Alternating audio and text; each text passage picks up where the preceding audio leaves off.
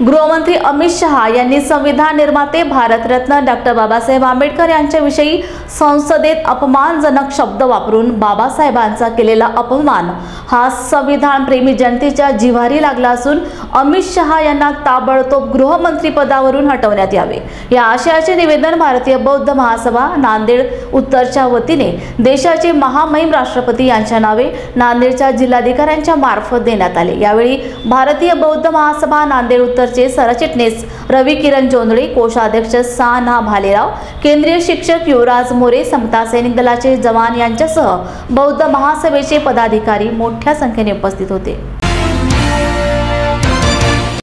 मी रवी किरण जोंधळे, भारतीय बौद्ध महासभा जिल्हा सरचिटणीस।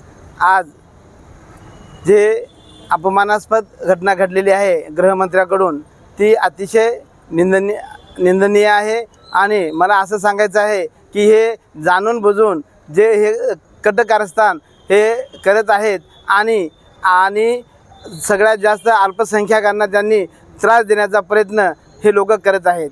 माझं असं म्हणणं आहे की आपण सर्व मिळून एक फार मोठा मोर्चा काढून या जे काही असं करत आहेत त्या लोकांना जाब विचारला पाहिजे आणि जाब विचारून त्यांना या सत्तेतून हद्दपार केलं पाहिजे आणि आपण एक साथ राहून मतदान करून आपल्याच पक्षाला मतदान करून आपण केलं पाहिजे। धन्यवाद। जय भीम। मी साना भालेराव, भारतीय बौद्ध महासभा जिल्हा नांदेड उत्तरचा कोषाध्यक्ष। आज आम्ही कलेक्टर ऑफिसमध्ये निवेदन दिलेलं आहे। याचं कारण असं आहे की संसदेमध्ये या देशाचे गृहमंत्री अमित शहा यांनी डॉक्टर बाबासाहेब आंबेडकराबद्दल अवमानास्पद जे भाष्य केलेलं आहे, त्यांचा उल्लेख केलेला आहे, तो हे सर्वांना जिव्हारी लागण्यासारखा आहे।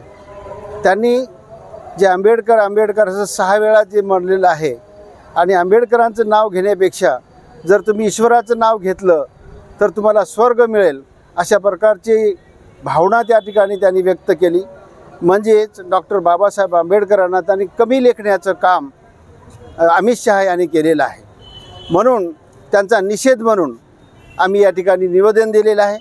अशाच प्रकारच्या घटना या देशामध्ये अल्पसंख्याकांना किंवा बौद्धांना दिवचण्याचं काम या देशभर चालू आहे। त्याच्यासाठी आपल्याला सर्वांना सतर्क राहणं अत्यंत गरजेचं आहे।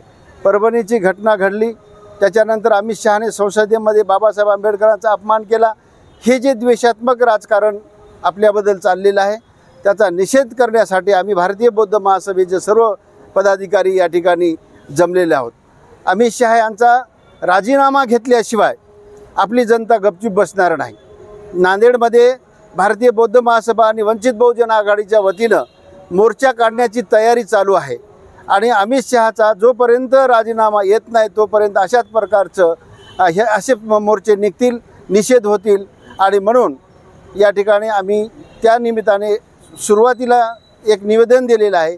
या निवेदनाचा त्याच्यावर काही इफेक्ट झालेला नसेल तर निश्चितच आम्ही याच्यानंतर फार मोठे मोर्चे काढण्याच्या आम्ही तयारीमध्ये आहोत।